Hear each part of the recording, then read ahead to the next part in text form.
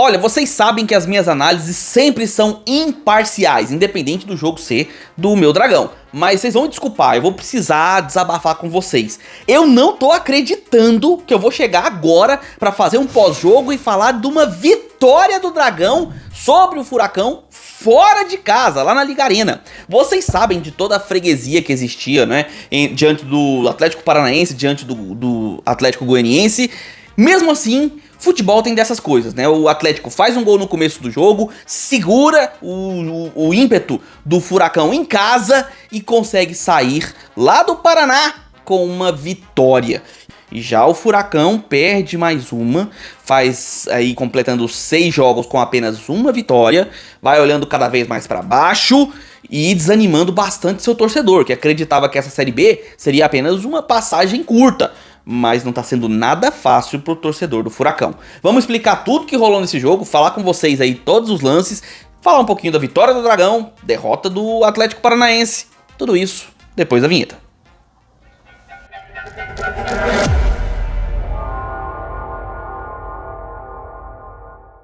Fala aí, seus torcedores que adoram derrubar um tabu! Sejam bem-vindos ao canal, meu nome é Victor Gader, deixa seu like aqui embaixo. Se você gosta desse tipo de conteúdo, se inscreve no canal e marca o sininho para receber notificações sempre que sair um vídeo novo aqui no canal. E eu também peço que você compartilhe esse vídeo com seus amigos, para que outros torcedores recebam essa análise assim como você. Peço também que você clique no botão hypar para ajudar o fortalecimento do nosso trabalho e também ajudar o engajamento do canal. Só clicar aqui embaixo na descrição, você arrastando para o lado ou clicando no like, você vai ver o botão hypar, clicando lá você me ajuda demais, você não faz ideia. Além disso, participe do Gader Futebol Clube a partir de R$ 1,99, o membro mais pequenininho do YouTube. Você tem todos os benefícios do grupo de membros, participando do grupo do WhatsApp, onde tem notícias 24 horas por dia, informações dos jogos do dia. Você também tem membros especializados em futebol para conversar com você, conteúdos exclusivos e antecipados. Você também tem cartola, bolões, YouTubers para conversar com você, especializados em futebol, inclusive eu, tudo isso a partir de R$ 1,99.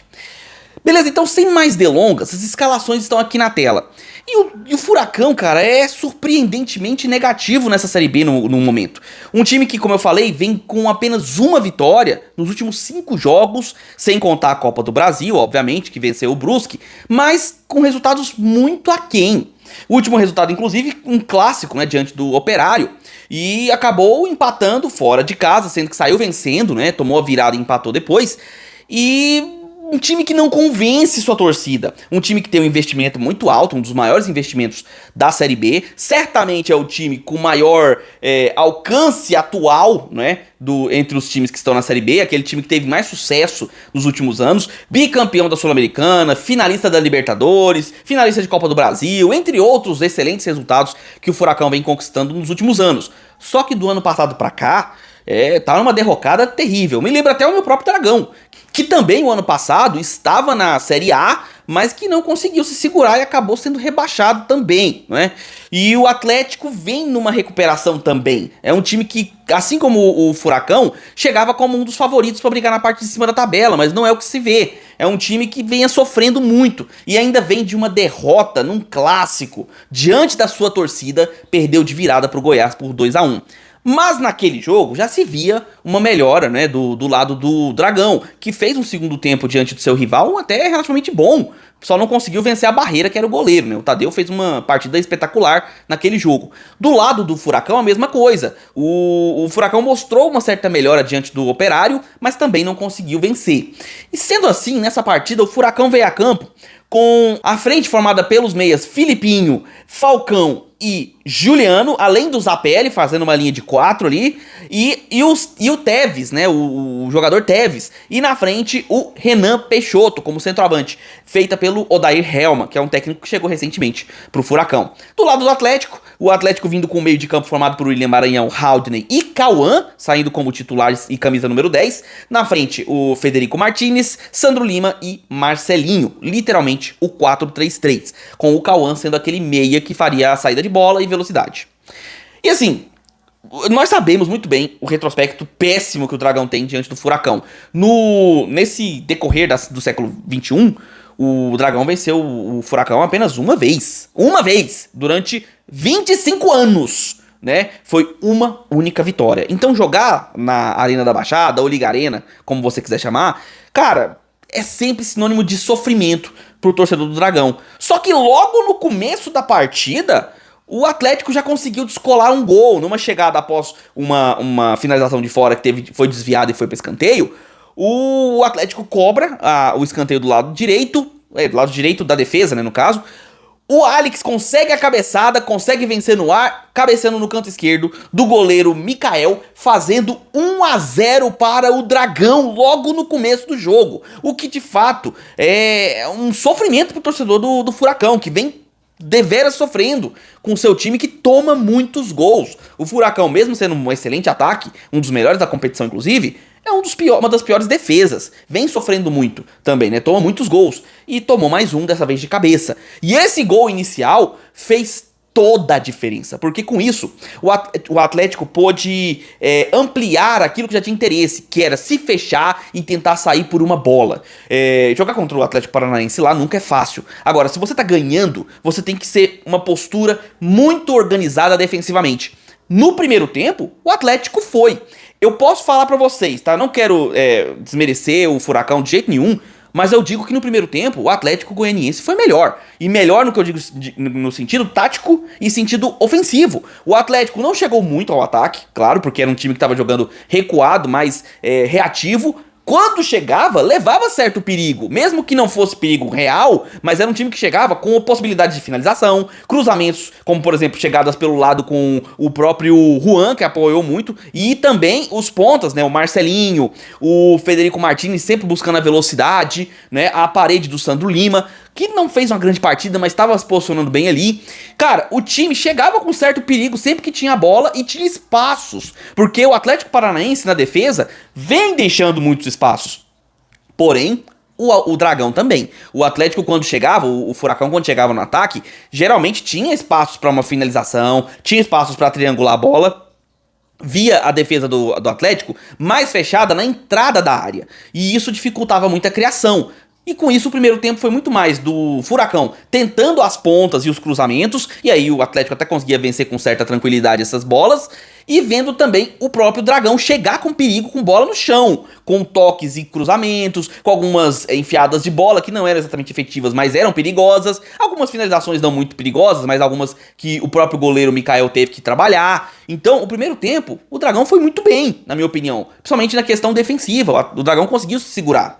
O segundo tempo houveram determinadas mudanças, né, nos dois times, e aí a gente vai falar de alguns lances, como por exemplo, lances principalmente do Furacão, tá? Porque no segundo tempo, o Atlético quase que abdicou do ataque. Teve poucas chegadas, teve até uma finalização perigosa da entrada da área do Cauã, que fez uma finalização de canhota, a bola foi perigosa do lado direito, mas eu não me lembro de outra chegada mais perigosa. Teve uns momentos de cruzamento, mas que eram defendidos pela zaga do Furacão.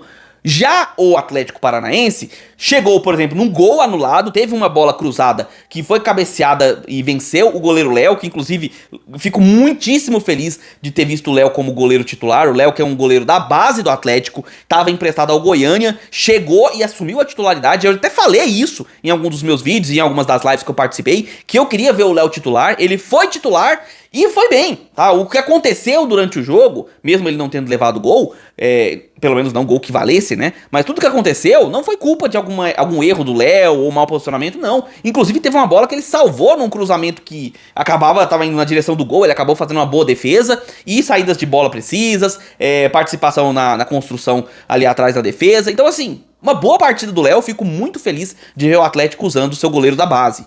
E aí teve esse gol anulado, né, que foi uma bola cabeceada que venceu o Léo, bateu no travessão, a bola volta no Léo Pelé, se não me engano, e aí ele cabeceia e faz o gol, mas ele tava bastante impedido. No momento da cabeçada que bate na trave, o Léo tava bem à frente da zaga, e aí com isso o gol foi corretamente anulado, tá? Sei que pra desespero da torcida do Furacão, mas acredito que ninguém vai questionar essa anulação desse gol.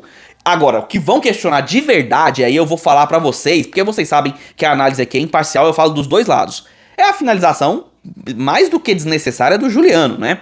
Teve uma bola que sobrou pro Juliano diante do Léo, uma bola assim que o Juliano poderia ter finalizado com força, tentado qualquer outra jogada, ele tentou dar meio que uma chaleira, meio que de letra, de calcanhar, e perdeu um gol importantíssimo pro Furacão.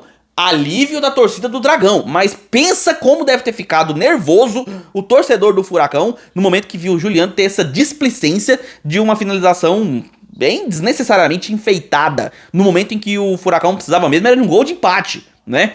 E acabou errando e aí com isso entregou, né, a possibilidade daquele momento de fazer o gol. E o Furacão seguiu com cruzamentos, finalizações de fora da área, finalizações esbarradas na defesa do Atlético, alguns cruzamentos que o Léo fez boas defesas, saiu bem na bola, ou a zaga do Atlético estava conseguindo ganhar, teve algumas cabeçadas perigosas que a bola foi pra fora. O Atlético buscou o que pôde, o Atlético Paranaense fez o que pôde para tentar furar a defesa do Dragão. Mas tanto a sorte quanto a capacidade defensiva estavam do lado do time goianiense. O Atlético Goianiense conseguiu segurar o resultado e até teve algumas chegadinhas. Como eu falei, no segundo tempo não foram muitas, mas as poucas que teve foram relativamente perigosas. Uma finalização de fora e uns cruzamentos, né, que poderiam ter causado algum lance mais perigoso. O Dragão mostra uma certa evolução com o Fábio Matias. Obviamente tem o que melhorar, principalmente no lado ofensivo. Acredito que o time pode jogar um pouco mais trabalhado, né? Se movimentando mais, buscar mais o ataque. Agora, não vou negar pra vocês, não tem como questionar o trabalho do jogo. Taticamente falando, o Atlético se postou pra fazer uma coisa, que era recuar e buscar por uma bola, e saiu vencedor com essa postura. A bola foi num escanteio, mas foi um escanteio causado por uma jogada criada ofensiva logo no começo do jogo. Uma postura que deu a vitória pro Dragão, vitória que foi merecida, e uma derrota mais sofrida ainda para o torcedor do Furacão, que vê o Atlético Paranaense ficar ainda mais distante do G4, lugar de onde o torcedor do Furacão não esperava que ele saísse. O Furacão tá longe e não mostra futebol no momento que consiga se equiparar às equipes que estão lá em cima. Precisa melhorar demais e o Odair Helman vai ter muito trabalho para extrair futebol bom do elenco que tá sofrendo, né, para fazer algum resultado positivo. E já o Dragão volta para casa com 3 pontos mais do que fundamentais para o momento difícil que estamos vivendo. Os dois times atléticos estão embaixo, mas no momento quem sai feliz é o Dragão.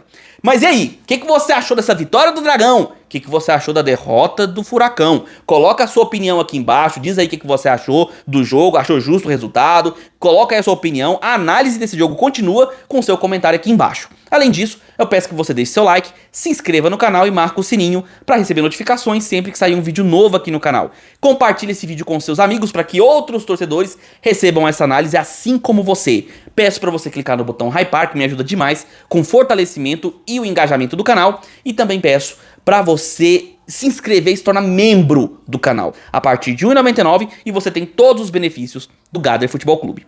Beleza? Eu vou ficando por aqui. Nós nos vemos nos próximos vídeos. Um abraço de torcedor para todos vocês.